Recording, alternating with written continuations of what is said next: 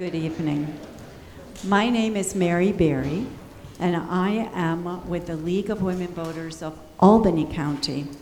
Welcome to this candidate event for those running to become Rensselaer County District Attorney.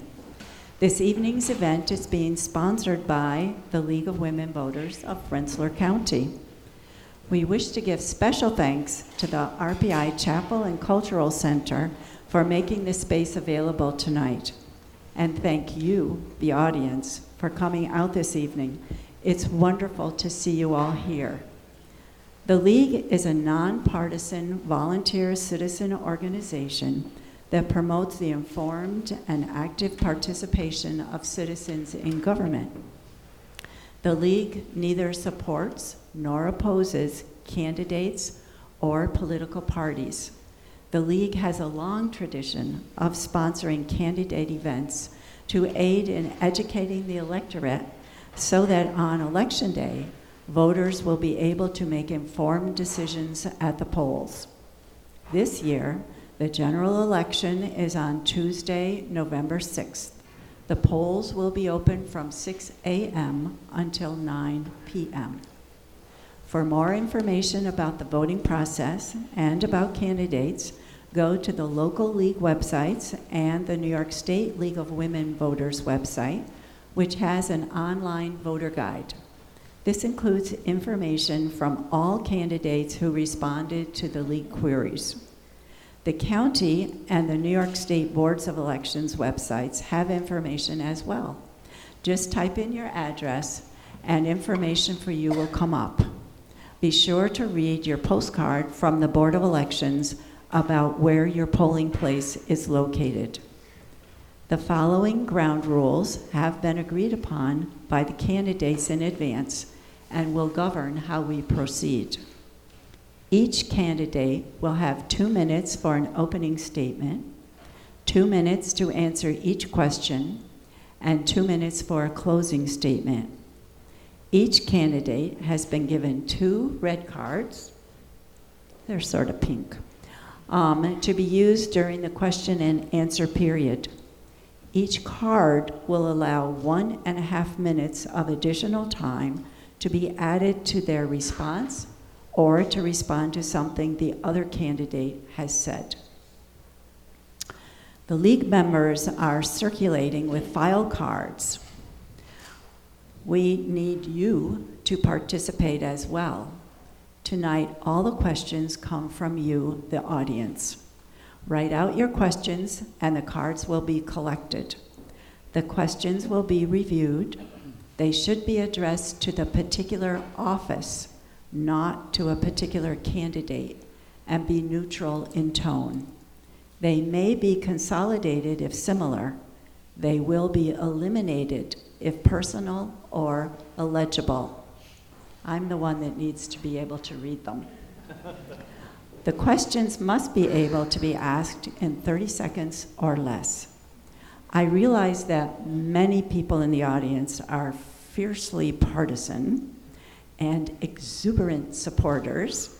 However, we will insist that the candidates and the audience treat each other with respect. As I said, the candidates will have up to 2 minutes each to answer each question. They will alternate who answers first. The candidates have chosen lots to determine order of speaking. Our timer is sitting in front and will give warnings as the time runs out. Our timer this evening is Joan Rogers. Thank you, Joan. RPI TV has agreed to record the debate and air online on rpitv.org. The Sanctuary for Independent Media is also recording to air on its radio station, WOOC FM at 105.3. Only authorized media are allowed to record or photograph tonight's events. We ask everyone to respect this. Please take a moment to turn off all electronic devices as a courtesy to everyone. This is an informational forum, not a political rally. We ask that all campaign literature, signs, t-shirts, buttons, hats, be held until the formal part of our program has been completed. There will be time at the end for candidates to meet and greet the audience and to distribute campaign literature. Also, I would be remiss if I did not put in a plug for the League of Women Voters. Any person who is eligible to vote, female or male, may become a member of the League. Please see any League member afterwards for membership information. This year, there are 2 candidates running for District Attorney of Rensselaer County. In alphabetical order, they are Joel Abelov, running on the Republican, Conservative, and Reform lines, and Mary Pat Donnelly, running on the Democrat, Independents, Working Families, Green, and Women's Equality lines. The district attorney is the chief prosecutor of the county. The DA is responsible for the prosecution of all criminal matters arising in the county under the laws of New York State. The candidate must be a member of the New York State Bar. The term is for 4 years, and there are no term limits. The current annual salary is $194,845. The candidates have drawn lots to determine order of speaking. Then the candidates will alternate at my direction. Remember, this is a time for you to learn about the candidates in order to make informed decisions on November 6th. Please write out your questions and hand them in to League members. I ask that you hold your applause until the end of the program. Thank you in advance for demonstrating your civic concern by attending this event. I want to thank the candidates and the audience for the respect I know you will show throughout the evening. It is now time for the opening statements of no more than 2 minutes. And first, we'll hear from Mary Pat Donnelly. Good evening, everyone. Thank you all for being here, and thank you for the League for putting this together. I think it's very important that you all hear directly from us about our vision for the office going forward. And I look forward to hearing all of your questions. My name is Mary Pat Donnelly, and I'm running for Rensselaer County District Attorney. I have lived in Rensselaer County for most of my life. I'm a graduate of Columbia High School, University at Albany, and Albany Law School. After law school, I moved out to our neighboring state of Vermont, where I did work briefly as a prosecutor in the Bennington County State's Attorney's Office. But for the last 20 years, I have worked for the unified court system in New York State, in the criminal courts, with judges as a court attorney. And what a court attorney does is sits with judges on a daily basis, observing trials and hearings, and we make decisions with respect to points of criminal law. With the judges that I have worked for, I have written thousands of decisions on speedy trial issues, prima facie issues, suppression issues, and other important matters relating to criminal trial procedure. As a result of my work as a court attorney, I'm intimately familiar with the rules of criminal trial procedure in New York State. Additionally, for the last 6 years, I've sat on the bench in my hometown of East Greenbush as a judge. I was appointed in 2012, and I was elected in 2012 and again in 2016. It was a job that I very much enjoyed, and from sitting on the bench, I had a chance to watch the criminal justice process from both sides, from the defendant, as well as from the district attorney. And it is from that position that I was able to observe the current district attorney's office. And I want everyone to know that my decision to enter the race is not a partisan one. I am not here as a Democratic challenger. I am here as a judge who has observed the function of the current office and feels that I have something to offer the citizens of Rensselaer County. Thank you. Thank you, Mary Pat. Now we'll hear from Joel Abelov. Thank you. Good evening, everyone. Thank you so much for coming out tonight. My name is Joel Abelov. I am proud to serve as your district attorney. I'd also like to thank the League of Women Voters and RPI for hosting the event this evening. I think it's very important that voters get to hear the qualifications of the candidates when they're deciding who to vote for the office of district attorney. Every day when I wake up, I have one mission. That mission is to join with my fellow staff, and most of my ADAs are here this evening, And that mission is to protect the residents of Rensselaer County and to hold criminals responsible and to seek justice. We work very, very hard and very long hours in that mission, and I've done that my entire career.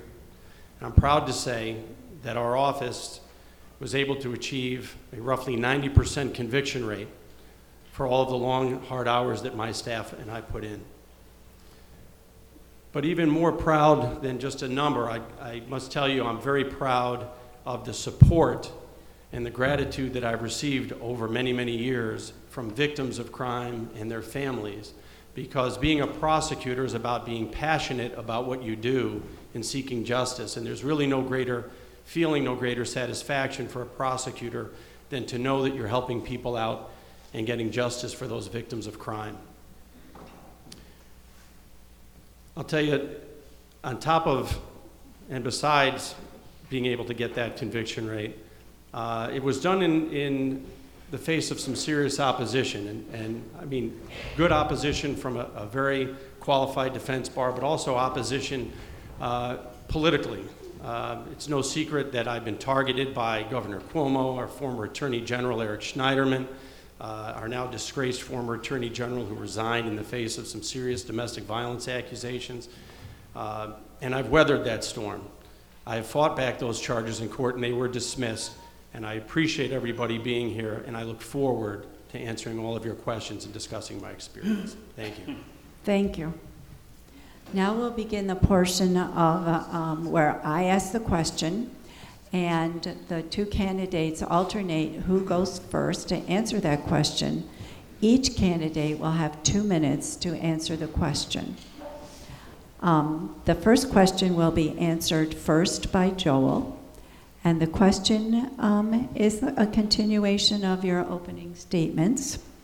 Please describe your qualification and experience and how that makes you the best candidate for the job of District Attorney for Rensselaer County.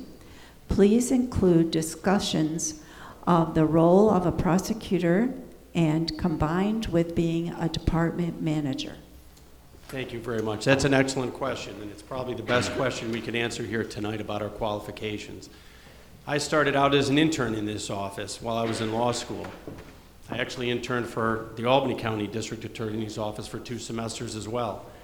I started right out of law school in the DA's office here in Rensselaer County, and I worked my way up. I was an assistant district attorney. I was a bureau chief of our special victims unit. I was our chief assistant district attorney. I worked for 3 different district attorneys actually for the 10 years that I spent initially in the DA's office, prosecuting cases, trying cases, all sorts of cases, misdemeanor cases, felony cases, you name it. I've tried everything pretty much in the penal law, and I've appeared in all of the courts in Rensselaer County doing so.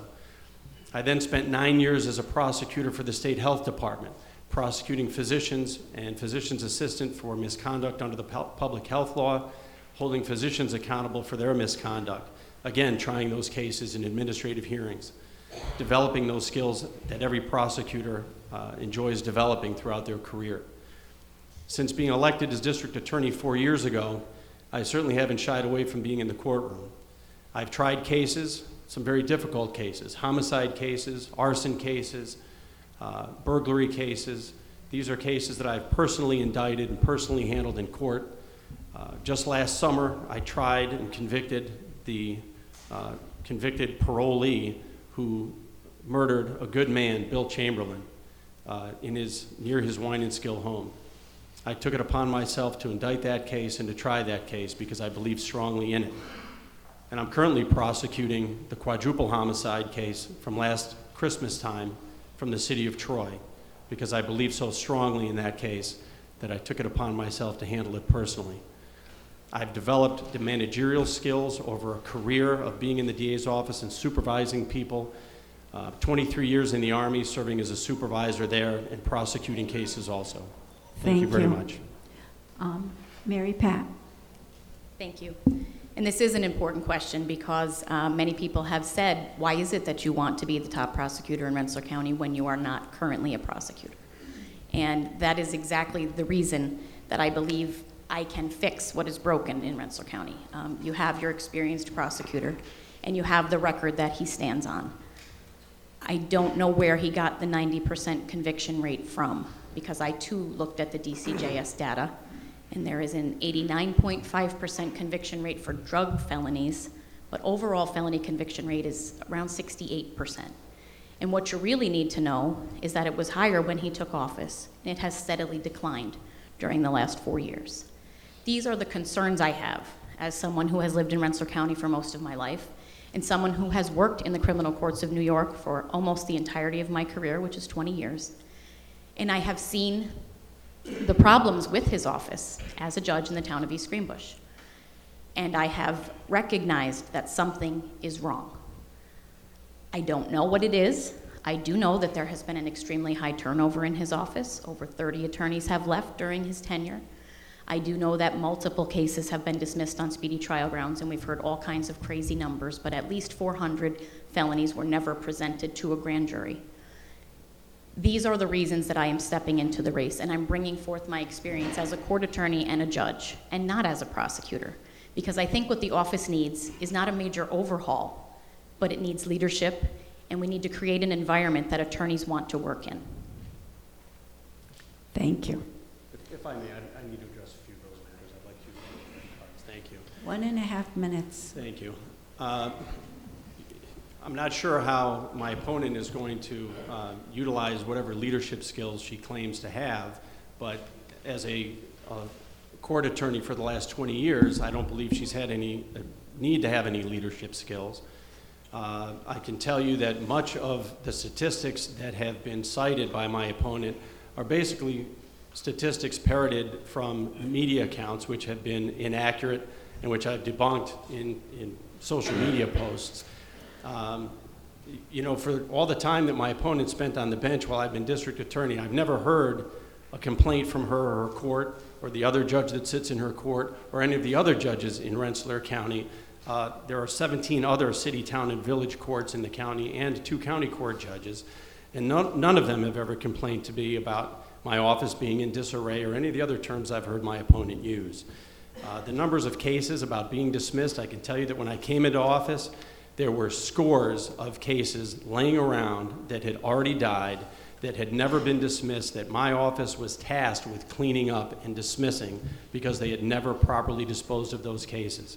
So to quote statistics without any background or factual basis behind them, I think is entirely misleading. I dispute those statistics. My office has done a tremendous job at cleaning up the mess that was left. We've also instituted computer systems in the office that assist the attorneys with case tracking and time limits, and I would just ask you all to consider Thank that. you, Joe. Thank you. Thank you. The next question will be answered by Mary Pat first. The question is, do you support alternatives to incarceration? If so, please give an example of how you would do so. I absolutely support alternatives to incarceration. We have to look at what we're accomplishing and who we're accomplishing it with. Now, first, I'd like to start off by clearing the air and letting everyone know I have no intention of failing to prosecute violent felons. I have no intention of looking at restorative justice practices for any serious crimes. But what I do think we need to look at is the fact that we are a small county with a high crime rate, and we have a small budget to work on to take care of all of the crimes that come through the office. And I think we need to take a look at some of the minor crimes where we have first-time offenders, nonviolent matters, and we can possibly put those through a restorative justice process. Now, what that is where we take it from the people of the state of New York prosecuting in the name against the defendant, and we turn it into the offender and the offended. And they take it out of the court system, and they have a meeting with a party who would help them understand how the actions of the offender affected the offended party. And you can resolve it without the work of the courts. These are things that I think can be applied as a start. First, we need to get the office back to its running state, and then explore the options of restorative justice. Additionally, we do already have an up and running drug court, which is doing a wonderful job. That provides somewhat of an alternative to incarceration so long as it is successful. And of course, I would support that as well. Thank you. Joel. Thank you. Well, my office is very involved in alternatives to incarceration. We participate in both the drug and alcohol treatment courts on the county court level and on the misdemeanor court level, which is held in Troy City Court. Our office screens appropriate defendants who are qualified under the law to participate in those programs and who wish to participate in those programs, and they're difficult programs to go through. Some defendants choose not to go through them, and they actually choose jail time because it's too difficult for them to undergo the treatment. But for those defendants who wish to go through the program, we are very active in assisting them in doing that. I sign their certificates of graduation along with the judges and the attorneys, and we're very proud of that. There are other alternative to incarceration programs that we participate in. There's used to be called the Sheriff's Work Order Program. It's actually called Alternatives to Incarceration, ATI, where we assist in sentencing defendants to alternatives to incarceration, where they go out and they do various types of work in the community and community service. I think these are very practical and effective alternatives to incarceration, and I'm very proud that my office participates in them. Thank you.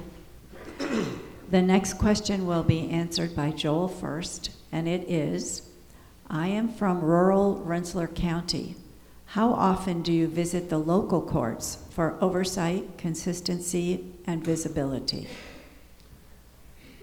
Well, I've certainly appeared in all the local courts during my career. I have a very trusted and trustworthy staff who appear in those local courts. Excuse me. It's just dry in here. I've been out to some of the local courts to do that. Excuse me, I've covered those local courts myself. I've been out to Nassau. I actually did a trial 2 months ago in North Greenbush Town Court. So it's very important to me, and I do have supervisory staff that goes out and assists me in that task in viewing what's going on in those courts. In fact, when attorneys are new in the office, they are required to go out with more experienced attorneys who have handled those courts so they can train them and how those particular courts work, how the judges and the clerks in those courts work, how the public defender and the conflict defender in those courts operate, and to become familiarized with the practices of each particular court. So that's part of our in-house training program, is to ensure that new attorneys coming in get properly trained and mentored. Thank you. Mary Pat.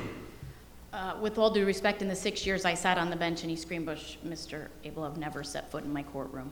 And to backtrack on what we were discussing before, I frequently attempted to reach him and was not granted a return phone call.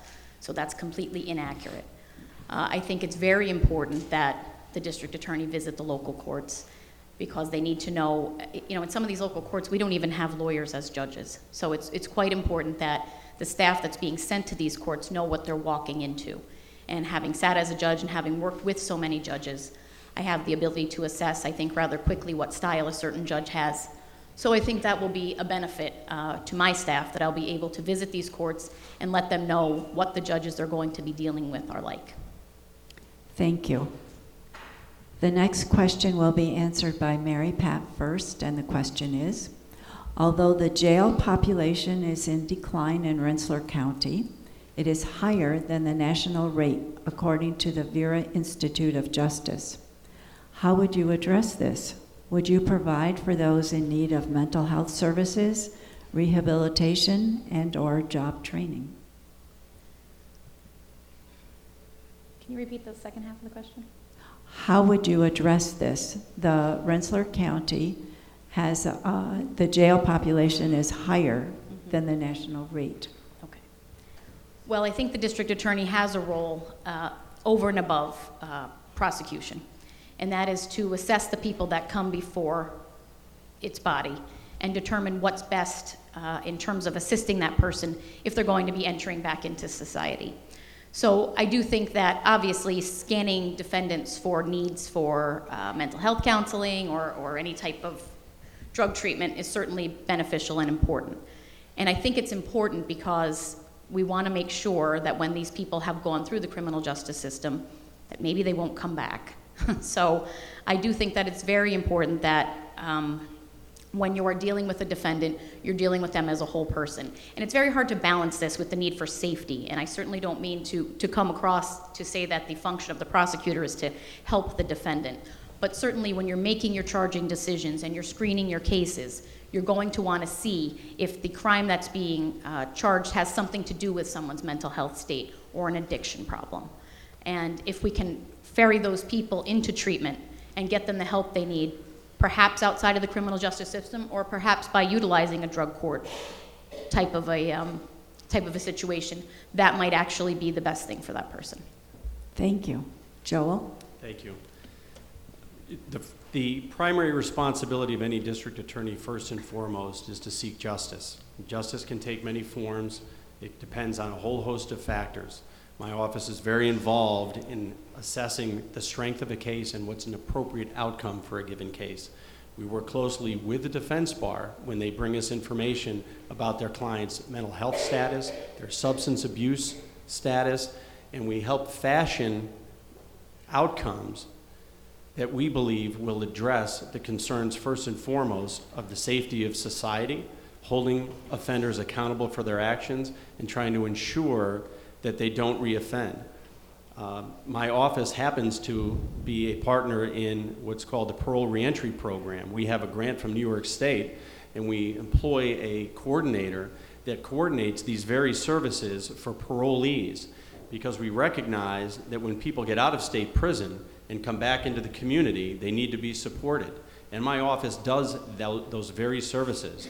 We ensure that parolees have access to employment training, mental health and substance abuse counseling, education, housing, all sorts of things that can enable them to get on their feet and become productive citizens. I'm very proud of that program. It's very, very successful in our county, and we continue to be recognized by the Division of Criminal Justice Services, who administers that program, because it is an important component of what the District Attorney's Office does, and that wasn't always the case. When I started in the DA's office many, many years ago, we didn't have that program, and I'm very proud that we run that program out of my office, and that we do such a good job at connecting these parolees with services in the community, not-for-profits who bid on the money that we're able to administer so that they can get the assistance that they need. Thank you. The next question will be answered by Joel first, and the question is, DAs across the country, are committing to transparent practices. If elected, will you commit to robust data collection and sharing with the public? For example, collecting data on bail, pleas, and diversion programs. Well, I think we already have a lot of data on diversion programs. That's something that the courts track, as well as bail, which they track as well. Data on pleas, I'm not sure how that could be collected effectively. Plea bargaining is a very, very fluid process.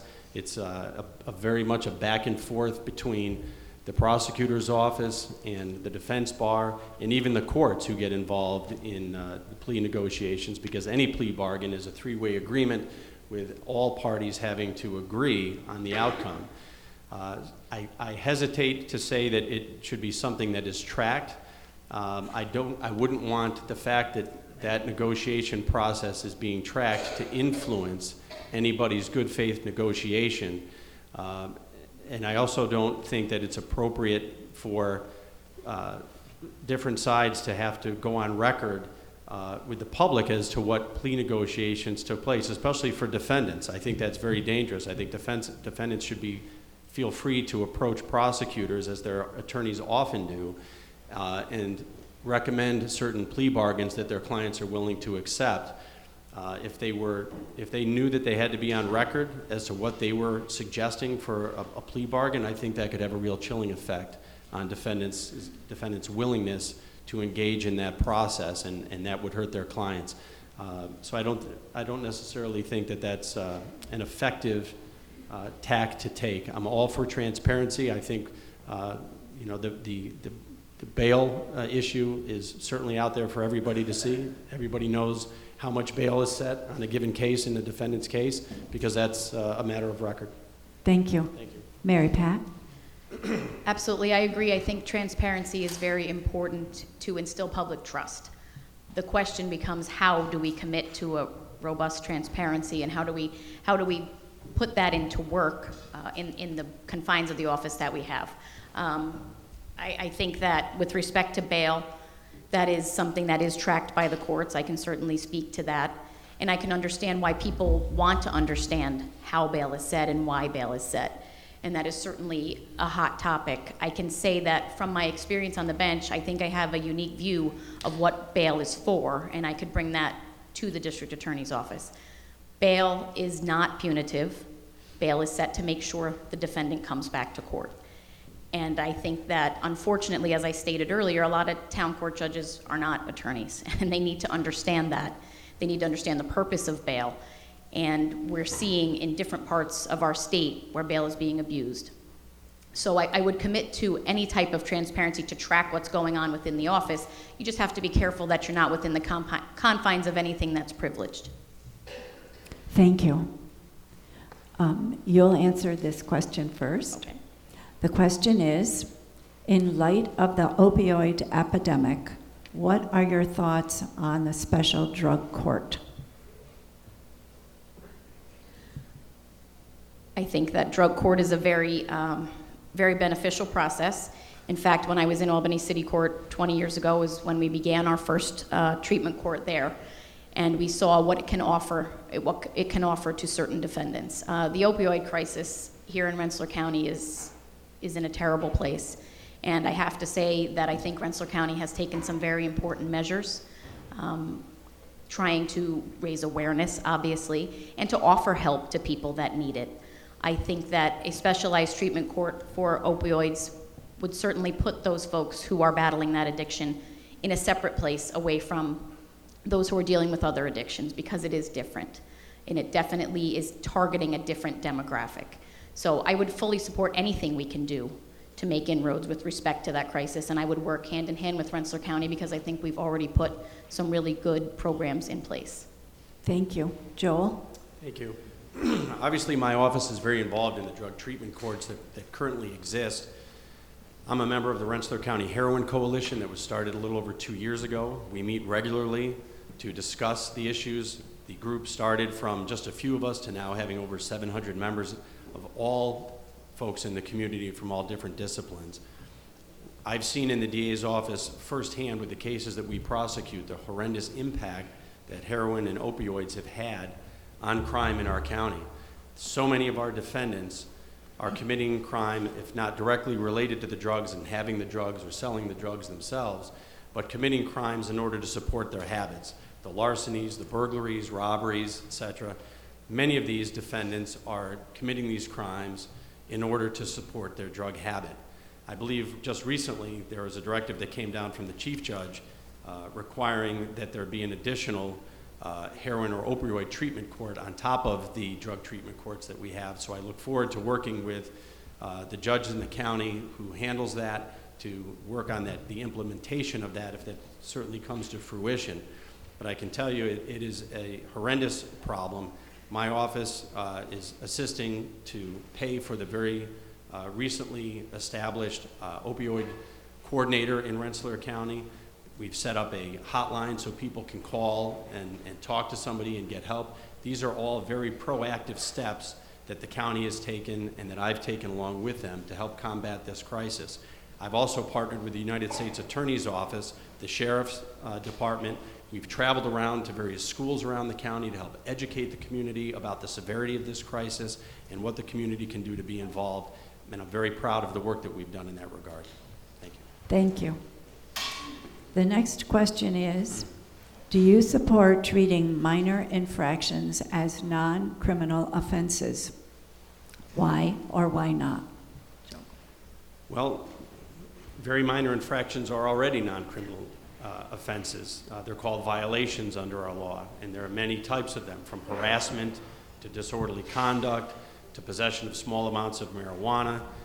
So the law already treats very minor infractions as non-criminal, and I support that. In fact, there's recent sealing provisions that were enacted by the legislature last year that allow those who have convictions that are at least 10 years old or older for crimes to have their records sealed if that's the only thing they basically have on their record. And I, along with the DA's Association, supported that effort as well. to ensure that people who committed a crime perhaps in their youth many years ago and they've been law-abiding citizens since shouldn't have that stain on their record affect them for the rest of their lives and their careers. So yes, the answer to the question is I'm all for treating very minor offenses as non-criminal. We do that now, and I anticipate that'll continue to be the practice statewide as the legislature continues to review the nature of offenses and decides what's appropriate for their level of culpability. Thank you. Mary Pat? I would give basically the same answer. Minor offenses, I'm not sure what exactly they were referring to, but minor offenses are violations and they're considered non-criminal. Unlawful possession of marijuana is one of those non-criminal offenses that people often talk about when they talk about a minor offense. And these are non-criminal offenses, but they do bring someone into the realm of the criminal justice system. And I have to say that with respect to any charge, you have to look at it on a case-by-case basis. And in some situations, bringing someone into the criminal court for a non-criminal offense may have a certain benefit to them. Sometimes it's a young person who needs to be brought in front of a judge and who needs to have some fear instilled in them so that they make better choices going forward. So I absolutely support what I know to already be the law, but I do see the benefit of having these charges remaining on the books so that the officers can use discretion when they're out in the field and charge appropriate defendants with them as needed. Thank you. The next question is, the issue of police misconduct has become an issue nationwide. When the police are the subject of an investigation, do you ever think it would be appropriate to bring in a third party to carry out the investigation? I absolutely do. I think most of you may know my background. I am married to a police officer and I was raised by a police officer. So I certainly love and respect the work that police officers do. And I think we all know that sometimes in the course of their duties, situations occur and we have that blurred line where we have to find out if their actions were justified. And I would certainly support measures that would take that out of the hands of a small district attorney's office like Rensselaer County and have an impartial individual or impartial body investigate that particular situation. You cannot deny the working relationship and the personal relationships that are going to develop when you have police officers working hand in hand with prosecutors on a daily basis. And unfortunately, we are where we are in our world right now, and there is a horrible distrust of the police. And that actually, it bothers me very much because I grew up with my father as my hero and my husband as well, and looking to the police for safety and solace. And unfortunately, not everyone feels that way anymore because of the actions of certain individuals and the way that certain people have spun what's going on in our world. So we have to just acknowledge where we are without laying blame, that there is an absolute distrust in certain areas of the police. And as a prosecutor, we have to acknowledge it and make certain concessions moving forward. Thank you. Joel? Thank you. Well, I'm going to disagree with my opponent a little bit on this answer because I think everybody understands that the police have a phenomenally difficult job in this day and age. I think that by suggesting that prosecutors cannot be fair and impartial in carrying out their sworn duties, we are feeding into a false notion that prosecutors are somehow biased towards the police. I've prosecuted police officers during the course of my career for DWI. I've prosecuted corrections officers for for a sex offense with an inmate. There's nothing in my background or any good prosecutor's background that would lead me to believe that they could not be fair and impartial when assessing the evidence in a case, no matter who the suspect or the defendant is. I will say that I think that any prosecutor should recuse him or herself in any case where they have a personal conflict of interest with a particular police officer or any other defendant, and my office does that on a regular basis. We do letters of disqualification and ask that special prosecutors be appointed by our county court judge whenever we believe there's a conflict of interest that may adversely affect the appearance of the case or certainly affect the outcome for a defendant. But I reject the notion that prosecutors are automatically biased in favor of police officer defendants And to suggest that small offices are somehow going to be more biased than potentially a larger office, I disagree with as well. And finding the supposed neutral third-party prosecutor, I think is very dangerous as a concept to say, well, who picks that person? Because the district attorney is responsive to their electorate, the people who put us in office. And there's a current construct in place where the prosecutor who gets appointed is not held accountable by the county in which they may be operating. Thank you. Thank you. I'd like to use my red card on that. Certainly. 1.5 minutes. Thank you. Ladies and gentlemen, it's the appearance of impropriety. I would not suggest that because you work in a small office, you're automatically biased in favor of the police. I don't think that at all. I think there are good men and women working in the Rensselaer County District Attorney's Office who know how to be impartial. But as I stated in my previous answer, we are in a place in our world, in our state, in our county right now, where there is distrust for the police. I regret it. I don't like it, but it is what it is. And as a prosecutor, as someone who is part of the law enforcement equation, you have to eliminate any appearance of impropriety in order to help rebuild that trust. Unfortunately, we are charged with that responsibility because of the state of our country today.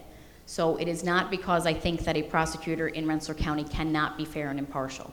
It is because I think that it is very important, just as judges do, that we eliminate any appearance of impropriety by seeking out another body to do that prosecution and investigation.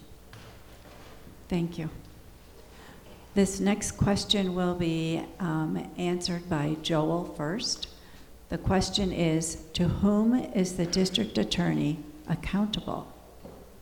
Well, as I mentioned a moment ago, the district attorney is accountable to the people, and I think that's what's most important, especially when revisiting that last question, is that the electorate in every county, in all 62 counties, is responsible for holding their district attorney accountable, which is why if you have an outside prosecutor who is not accountable to that electorate within that county, there's a real risk that the actions they take are not going to reflect the values and the judgments that that electorate has when they select their district attorney. That's why we have a system in New York State where every district attorney is selected by the voters of that county, so they can be held accountable by their electorate. And I think that's a good system that we have. I agree with it, and that's the accountability that we have, is the electorate.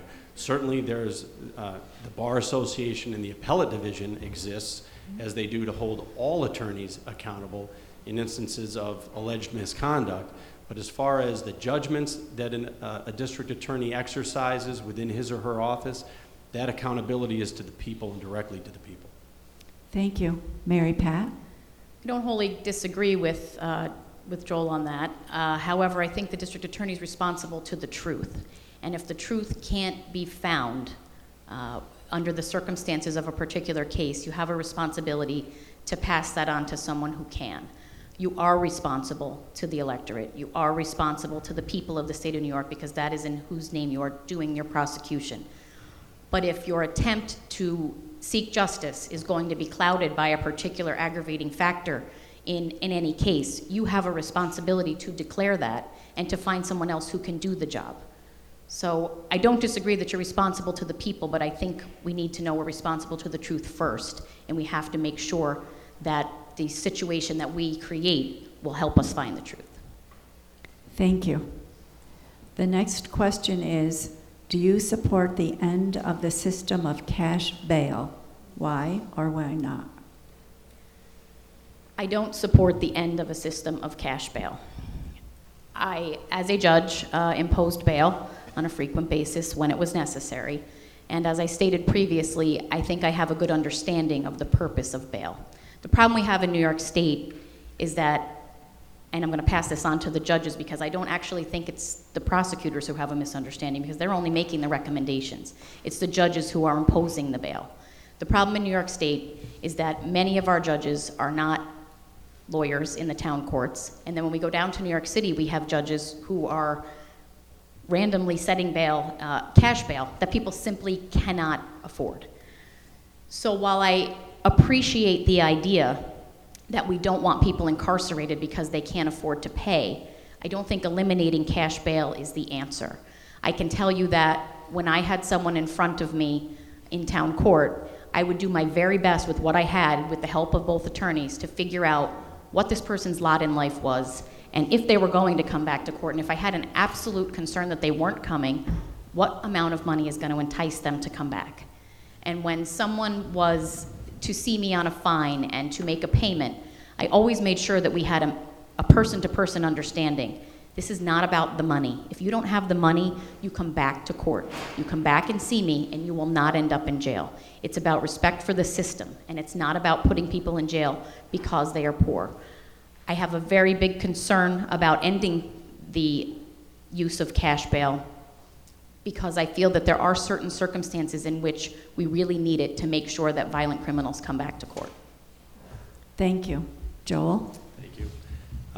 I also am not in favor of ending cash bail. My office makes bail recommendations. By law, we're required to make recommendations on felony cases. On misdemeanor cases, unless my attorneys happen to be in court when a defendant is arraigned, then we're not present at all when bail is set by judges. And that can happen any time, day or night, when the judges are available. Bail is important because it does serve a valuable purpose in ensuring that defendants show back up for court. And I think it's important to understand that when defendants don't show up for court, they face bail jumping charges potentially, but also forfeiture of their bail.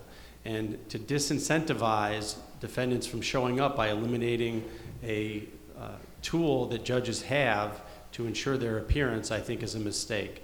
So bail is very important. The judges in Rensselaer County that I've seen over the years do a pretty fair job of assessing the various statutory factors that are supposed to go into what bail is being set. Sometimes that isn't the case. Sometimes you see very, very low bail set on a very violent offense. And in those instances, my office will hopefully have the ability to revisit bail if we indict that case and come before a county court judge where we can ask the judge to reconsider the bail that was set in the local court so that we can have some input into protecting the community and ensuring that somebody does return to court when they're supposed to. Thank you. I'm going to take a little break and ask this lady in the front row to please put your camera away. Okay, but it looks like you do. Well, thank you. If you could, thank you. The next question will be answered by Joel first. The question is, what is the role of the DA with regard to addressing child abuse? Well, that is a very complicated question, but it's something that I have a lot of experience with. As the former sex crimes prosecutor for Rensselaer County and the bureau chief of our special victims unit, I've attended trainings all over the country, and I've handled, unfortunately, so many cases I can't even recall, cases of child abuse, both physical abuse and sexual abuse. A lot of those resulted in trials that gave me a lot of my trial experience when I was an assistant DA. The role of the district attorney with regard to child abuse is multifaceted. Certainly, first and foremost, we want to help ensure that the child is going to be safe, that the child is going to receive all of the counseling and services that that child and their family members, the non-offending family members, need to receive to make sure that they're going to be made as whole as possible. They'll never be able to be restored to the condition they were before the abuse, but it is incumbent upon us as district attorneys to ensure that these victims and their families receive the counseling that they deserve and that they should expect from the criminal justice system. Additionally, it's certainly incumbent upon the district attorney's office to ensure that we fight as hard as we possibly can to get justice for that victim. All victims have a very hard time going through the criminal justice system. Child victims of abuse have an extraordinary difficult time. I can tell you from personal experience of walking these kids through these cases over the years, it's another trauma to them beyond the abuse. And the fact that they have to come into a courtroom and talk about what happened to them in front of a room full of strange adults is extraordinarily traumatizing. And a good prosecutor who's experienced in handling these types of cases will be adept at helping to guide them and their family through a very, very difficult process. So I see the role of district attorney as very comprehensive and vital to assisting victims of abuse, especially child abuse. Thank you. Mary Pat? Certainly, child abuse victims are most vulnerable, and obviously, it's a multifaceted issue, as Joel had stated. They're some of the most difficult cases to deal with because you have so much going on with these young children. They're trying to tell their story. They're trying not to betray someone of trust. They're trying to navigate through the criminal justice system, and they're simply dealing with the harm that they have been afforded. So the district attorney's role is obviously to seek justice on their behalf. And from all accounts, we have a wonderful victim services unit in the district attorney's office that guides these children through probably the most traumatic events of their life. I actually have a nephew who was a victim of child abuse, and I tried to guide him through the process. When he wasn't with the district attorney, we would talk about what's going to go on in court and how you're going to be able to do it. And I remember the heartbreak we all had when we got him to court and he simply could not speak. So I have a personal appreciation for what we need to do for these children so that they can tell their story. And I do think that right now the Victim Services Unit, by all accounts, does a great job of helping these children through one of the worst experiences of their lives. Thank you. The next question is, would you take into consideration a person's immigration status in deciding whether to prosecute or not?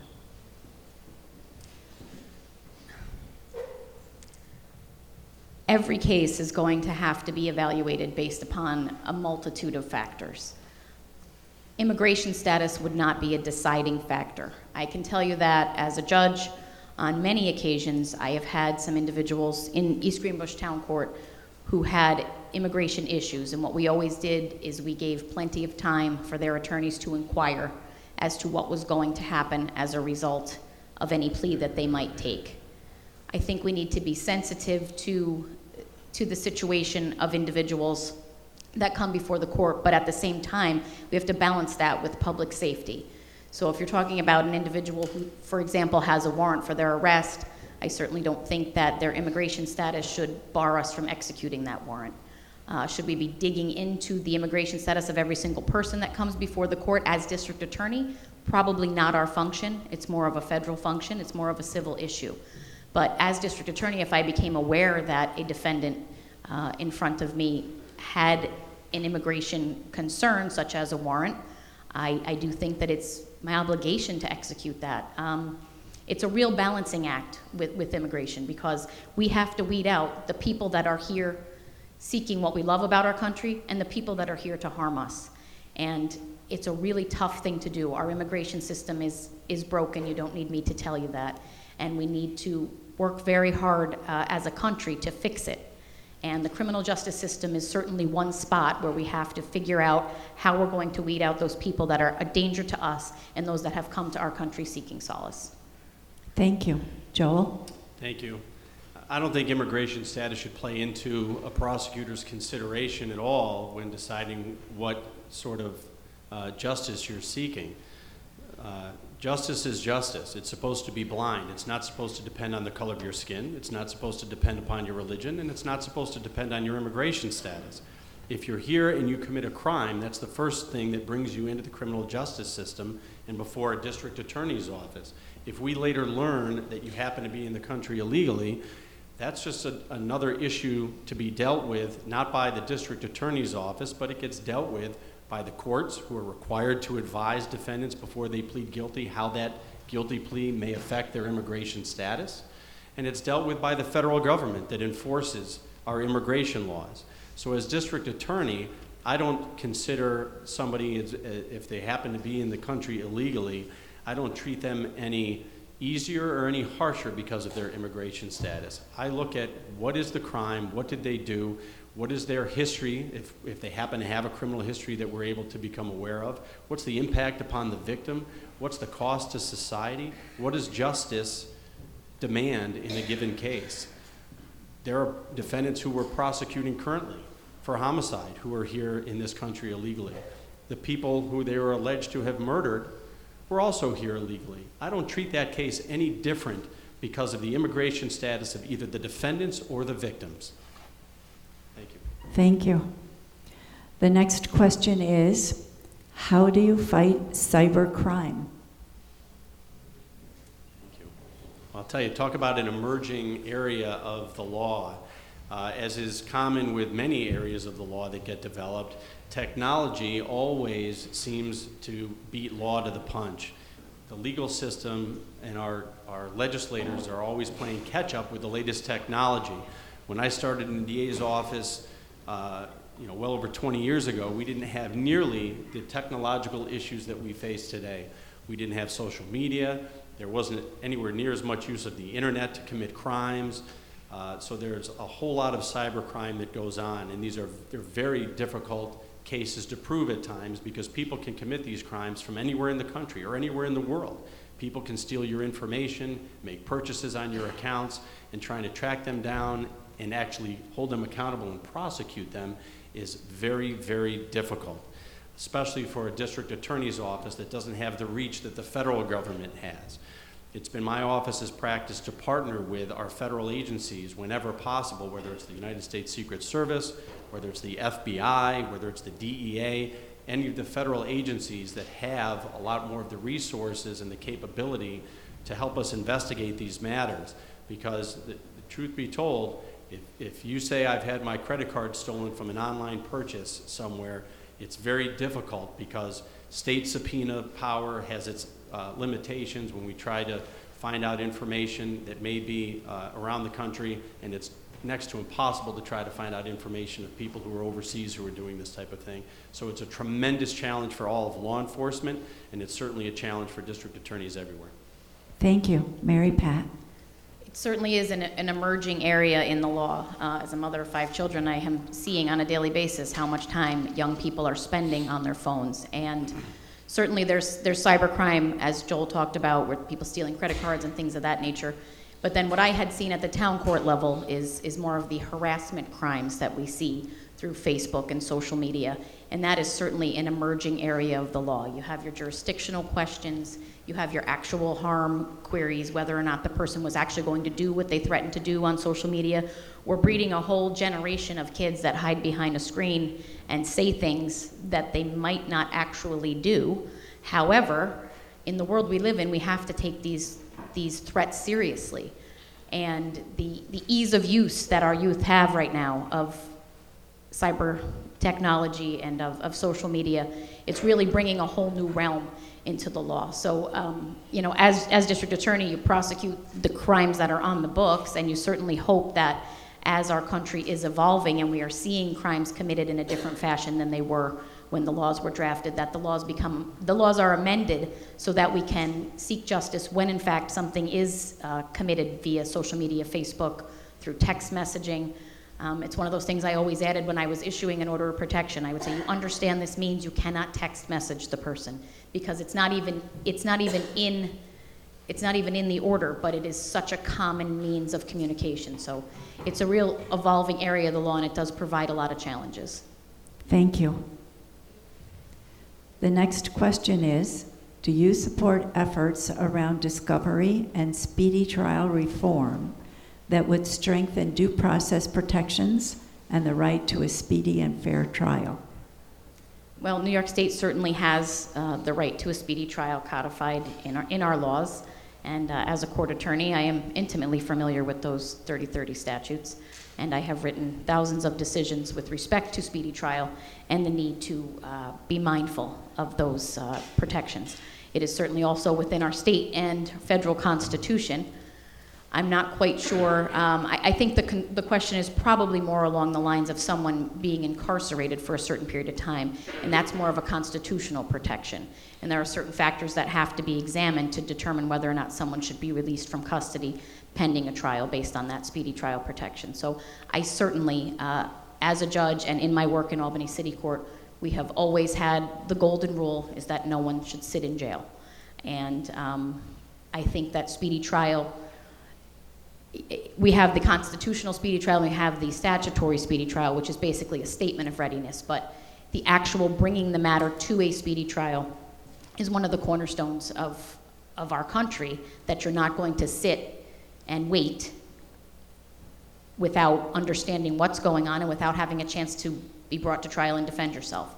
So I do support any efforts that we could put forth, but I do think that we have actual speedy trial statutes that are working as best they can. With respect to discovery, I do support open discovery to an extent. We have to be careful that any of the information isn't privileged and that we're not jeopardizing anyone by turning things over. So in that regard, I would support any reasonable reforms in that regard. Thank you. Joel. Thank you. I'll address the discovery part of the question first. The statute already requires district attorneys to turn over matters in discovery when they're requested by the defense within a certain period of time, and of course we comply with that. Very often my office turns over much more than is even legally required, because it's my feeling and my attorney's feelings that the sooner you turn over this information, the sooner you can resolve the case with the defense. There are certainly efforts out there to codify open discovery.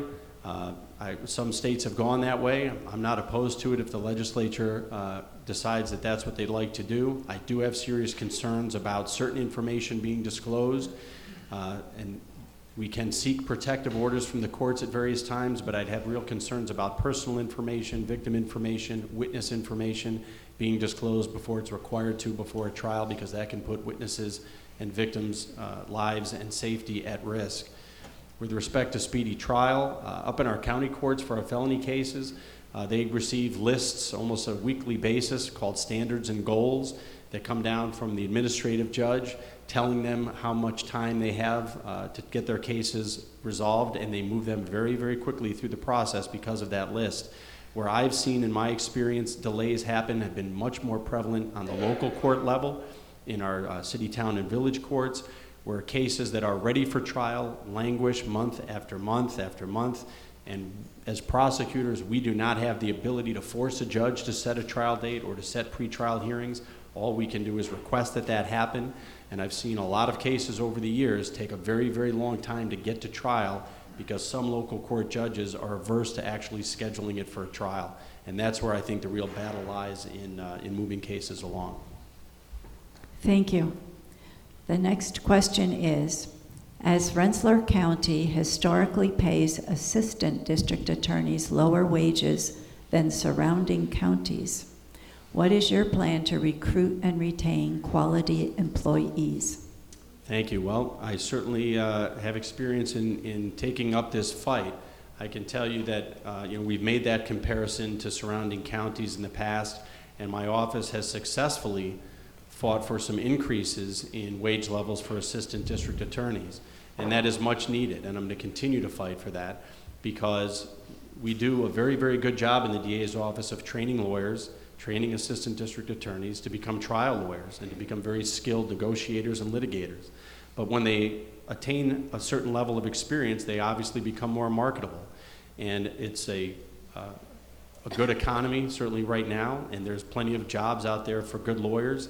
And it's hard for me to blame an attorney who has a certain skill set and a certain level of experience, who might be young and starting out and growing their family and having all sorts of financial obligations, including very heavy student loans from college and law school. It's very hard for me to fault them when they come to me and they say, you know what, I was able to get a job offer from a firm or even another DA's office and get a substantial pay increase.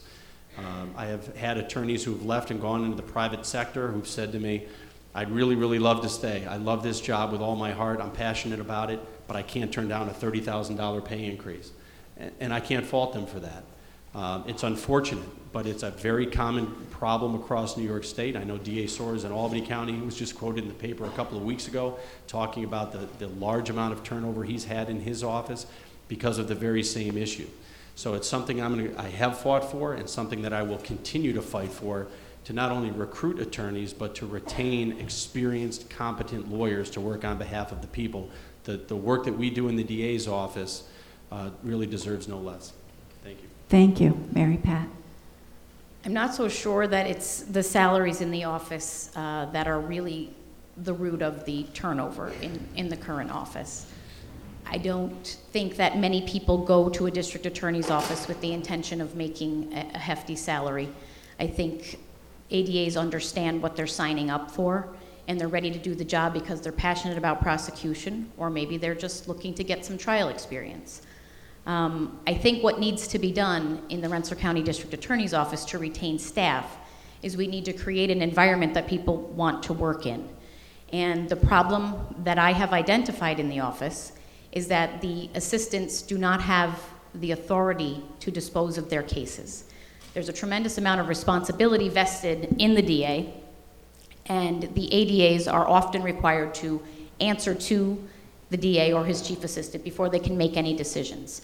And what I have seen is a lot of frustrated attorneys, a lot of frustrated good attorneys who don't want to work under those conditions. So if elected DA, that would be my first priority, because that you have to have those attorneys ready and willing to work in order to make the office work.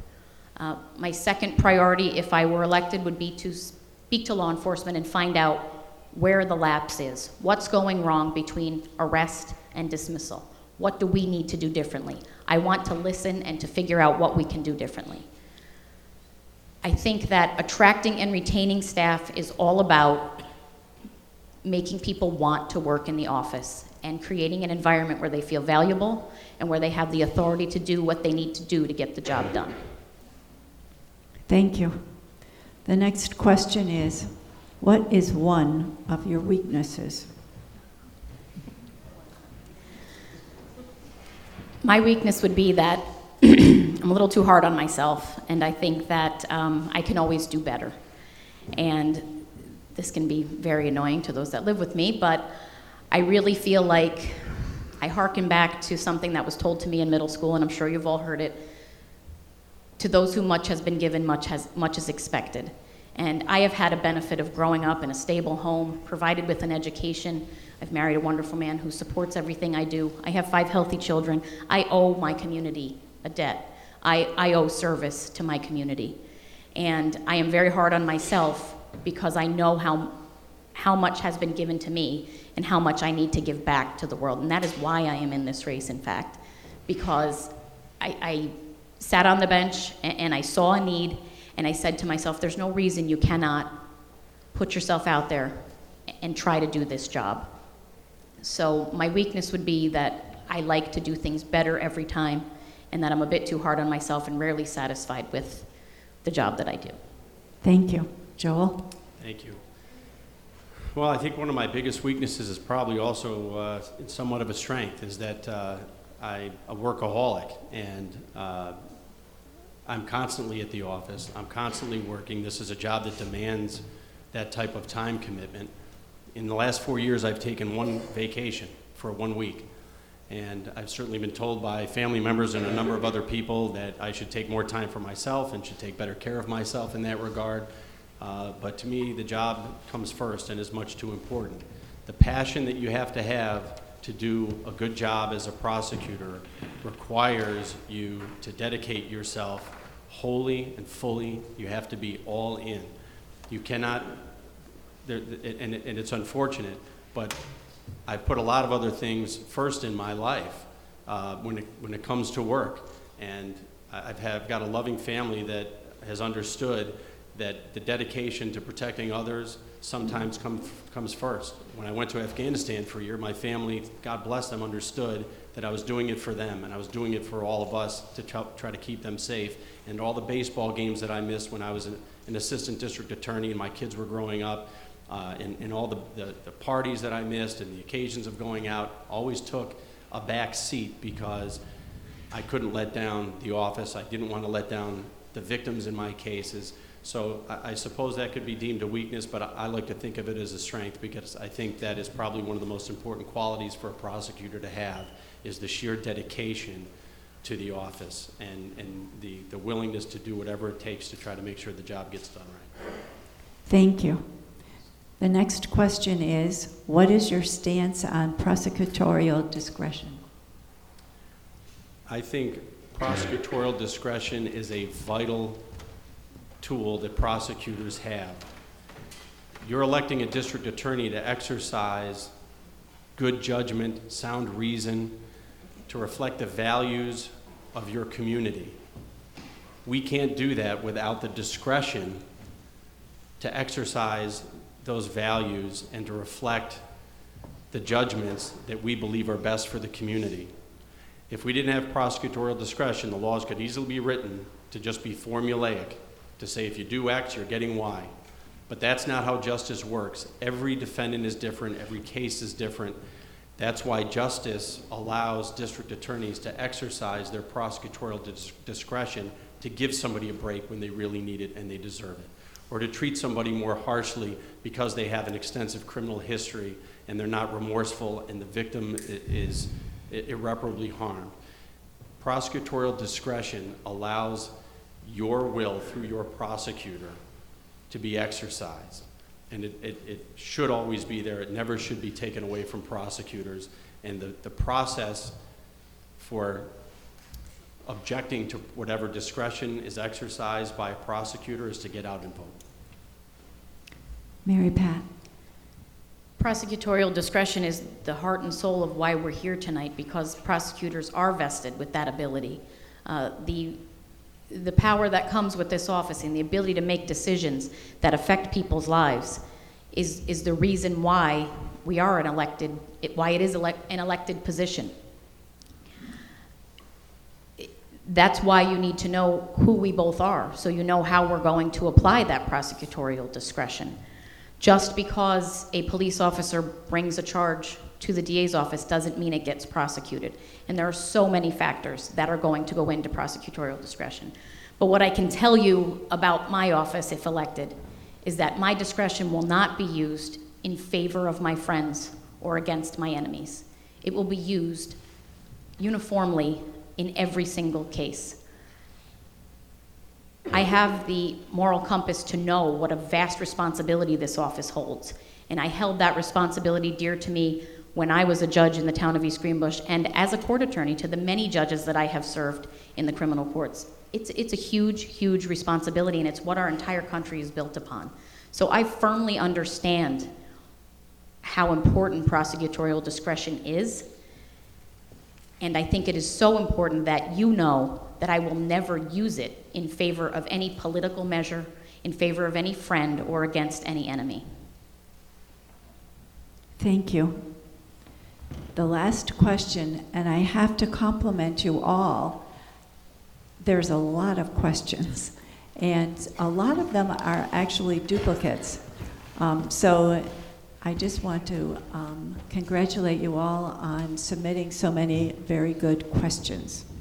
The last question is, if elected Rensselaer County DA, how will you balance being tough on crime as well as smart on prevention?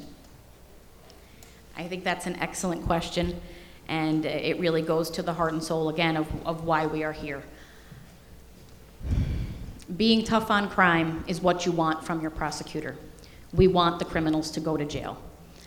But we also need to recognize that some of the people that come before us, we may have the ability to divert away from coming back to us.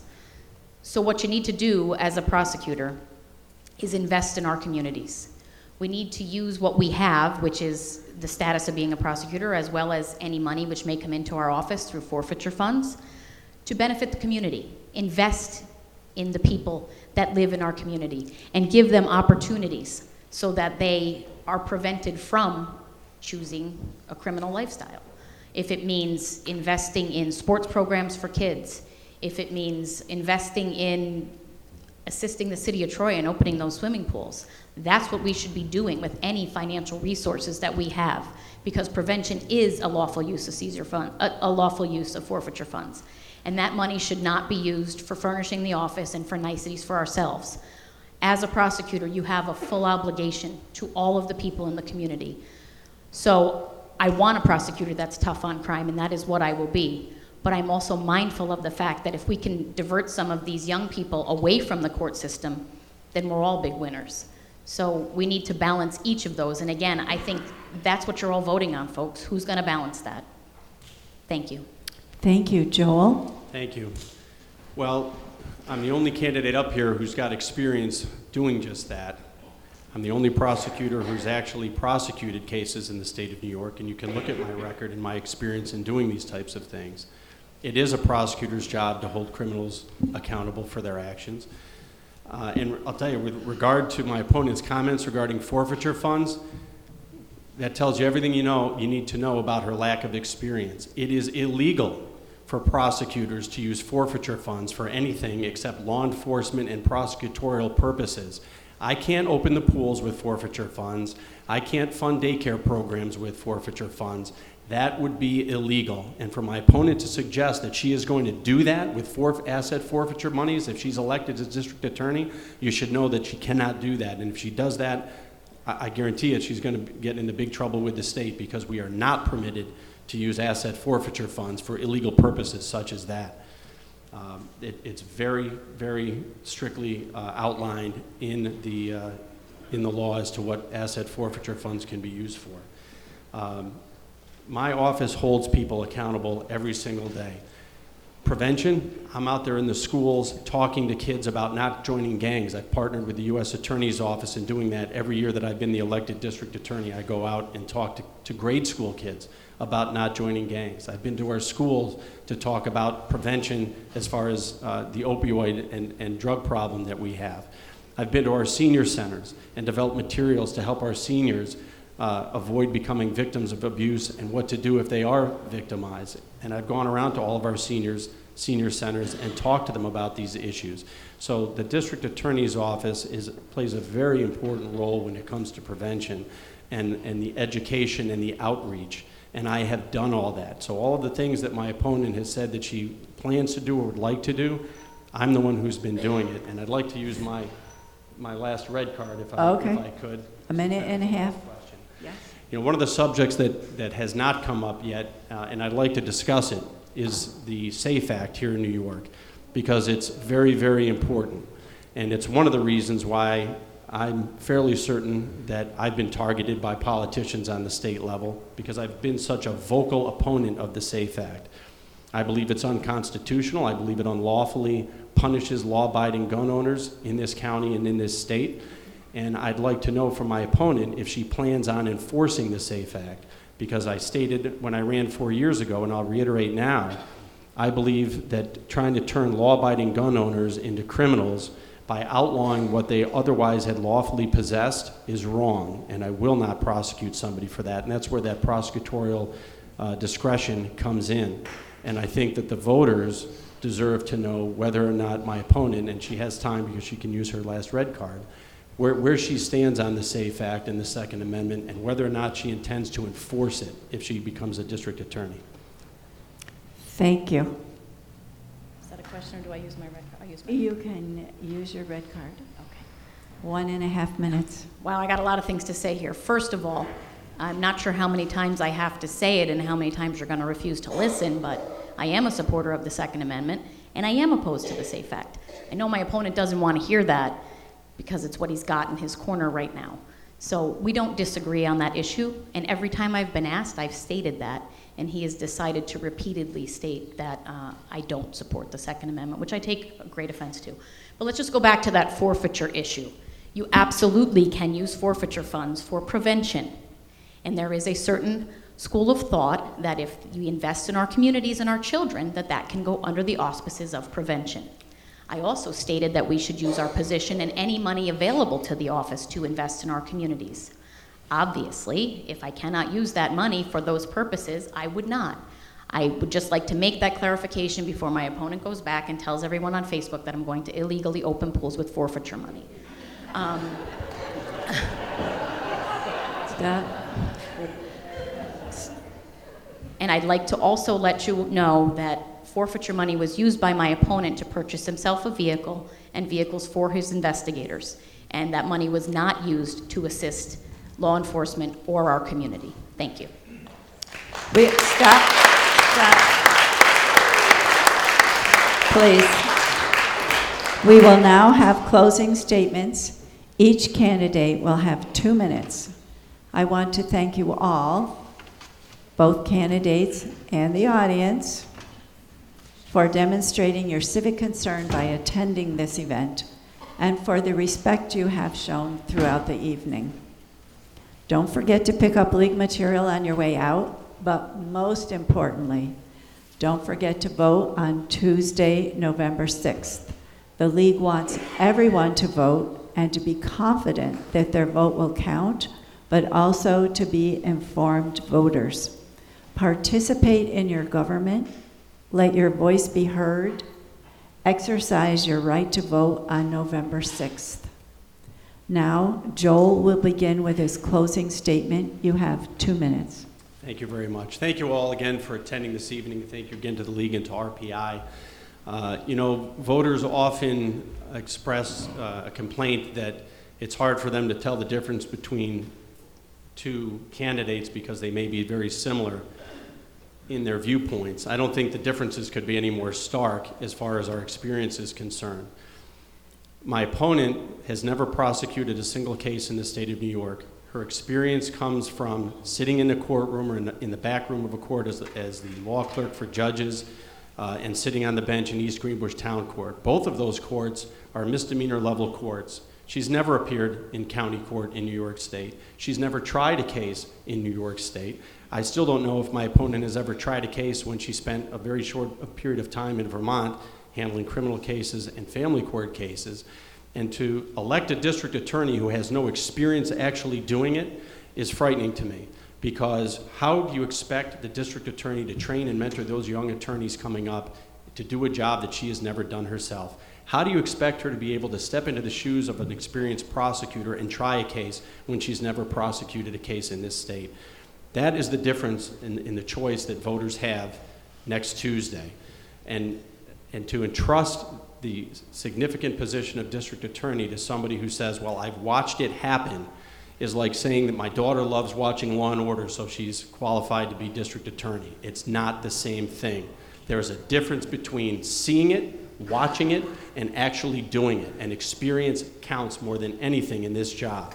I'm proud of our office and our conviction rate. I'm proud that I used asset forfeiture funds to save the county lots of money for cars that were needed, desperately needed, to replace the fleet for the DA's office, for our investigators to get around the county, that were purchased off of state contract. So I'm very proud of the work that we've done in the office, and the difference couldn't be more stark. And as far as the SAFE Act is concerned, I've written about it and I've talked about it. I've never heard my opponent talk about it until tonight. Thank you, Joel. Mary Pat.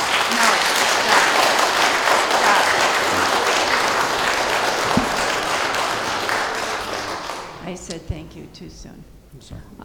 Mary Pat, you have 2 minutes. Thank you. I too agree the difference could not be more stark. I'm kind of surprised he's going to go there. No, I have not been a prosecutor in the state of New York. Ladies and gentlemen, here's your experienced prosecutor. He's been indicted. The matter is on appeal. There's a motion to re-argue pending. And that is because he has politicized his office and he has used his power against his enemies and in favor of his political friends. I don't know why he was prosecuted. I am not a puppet of Andrew Cuomo, by the way. I am an independent judge who saw an office that's not being run properly, and that's why I am here. And the experience that I have is absolutely crucial to running a district attorney's office. It is knowledge of the law, and it is the ethical backbone to do the right thing all of the time. So I've not been a prosecutor, but I've also not been investigated by a grand jury, and I've not been indicted. Thank you.